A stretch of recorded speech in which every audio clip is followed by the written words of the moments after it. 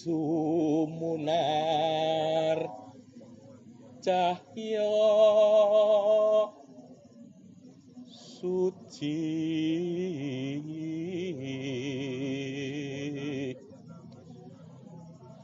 ngambar kondo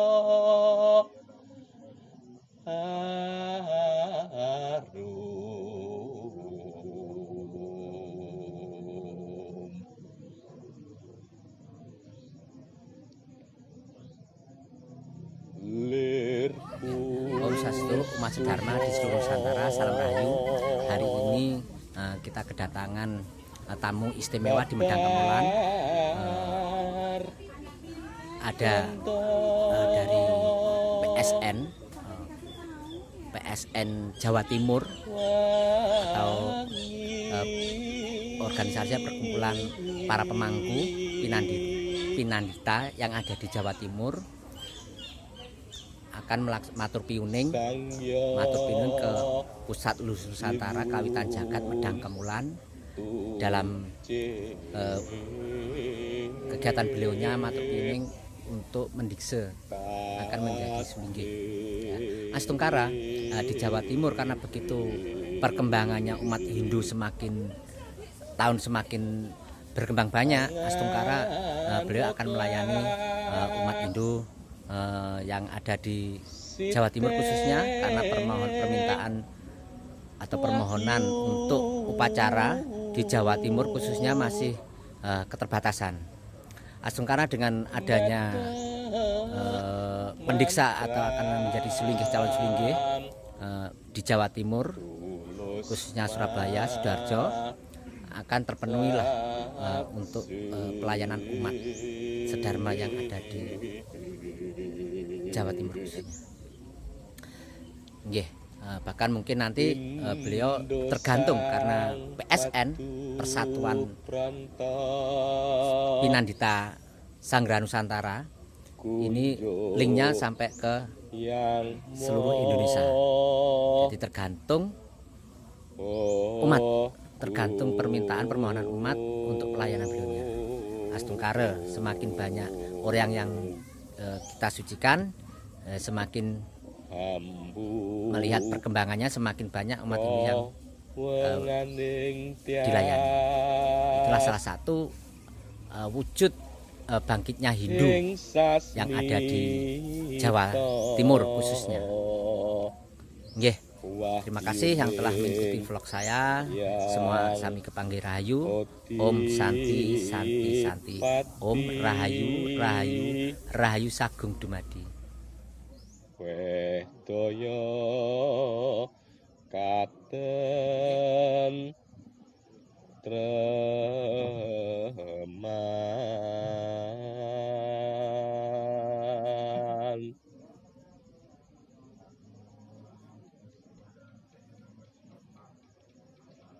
kukus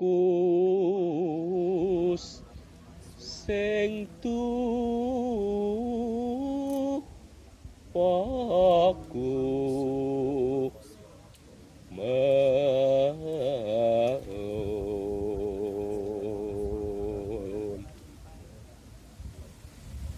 anak warga damre milir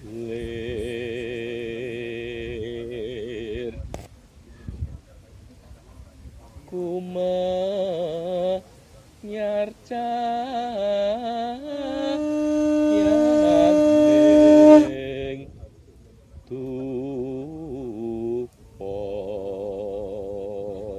luar biasa di saat Romo Sepuh munggah atau mau ngantep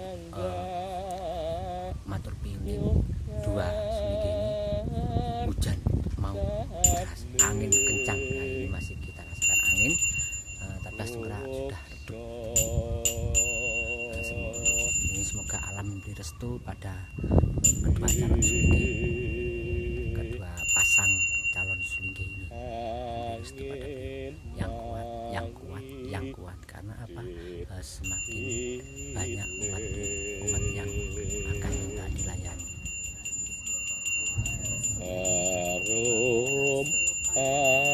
harum tupo sekar sesari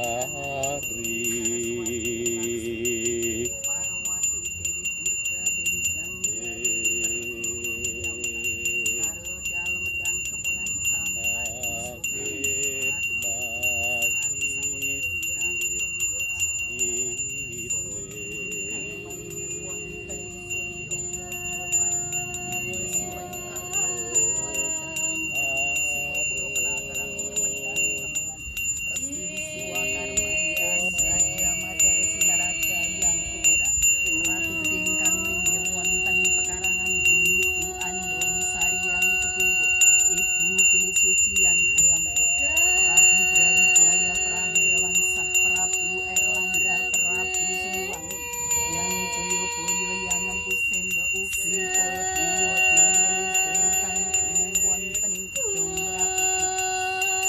Ugi para dewa dewi leluhur ingkang dumunung wonten ing sanggar pamujan amangku bumi Mojopait kaki danyangi danyang ingkang bereksa medang kemulan Romo Sepuh Satya Bona medang kemulan ngaturaken sembah bekti sungkem rasa temurun manggih wonten ing prayangan suci saperlu mari restu panjenenganipun dene ing wanci dinten menika Romo Sepuh Satya Bona medang kemulan ngaturaken bekti sungkem dherekaken injih menika hajasipun juru gede imade jiwa astika ugi juru gede istri Nimade Wardani ugi juru gede Tengah Mariasna ugi juru gede istri Tengah Mariasna ingkang badhe pangeraken puja bekti wonten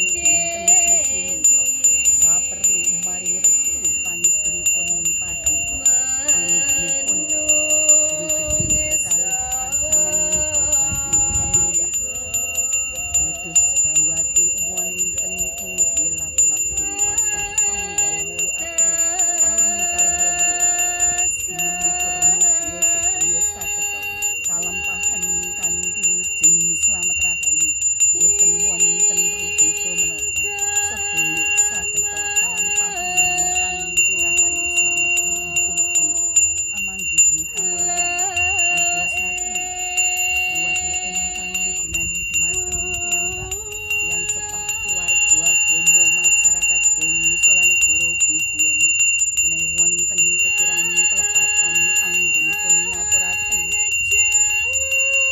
puja bekti dhumateng paduka nyuwun agung sih samudra pangsane mugi menapa ingkang katuraken dhumateng paduka arti pejati calane sari-sari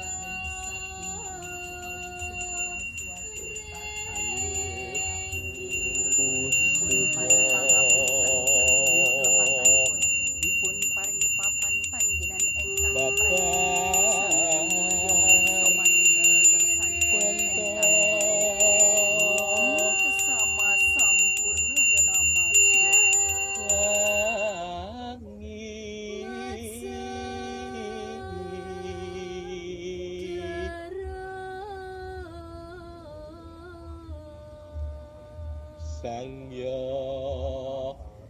kimun tucip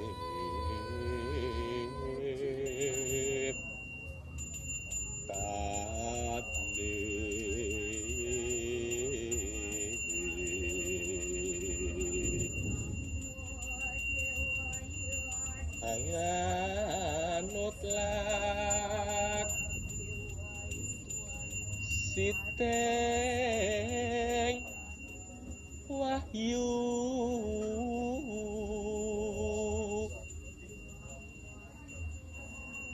matek mantram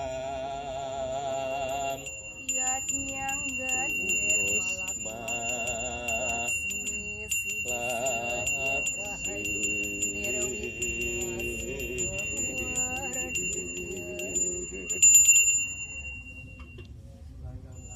Pindo sang matu pranto kunjo yang mo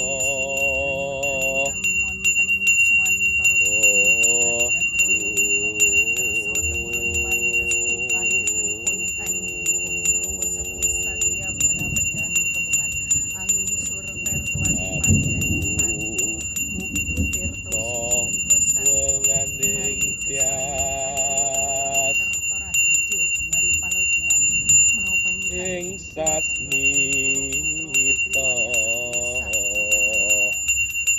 wahyuning yang Odipati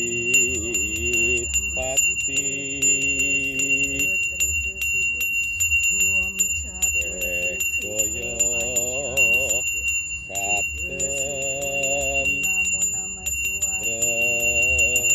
reman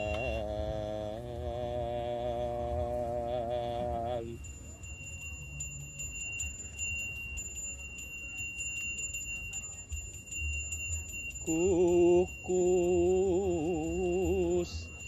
sing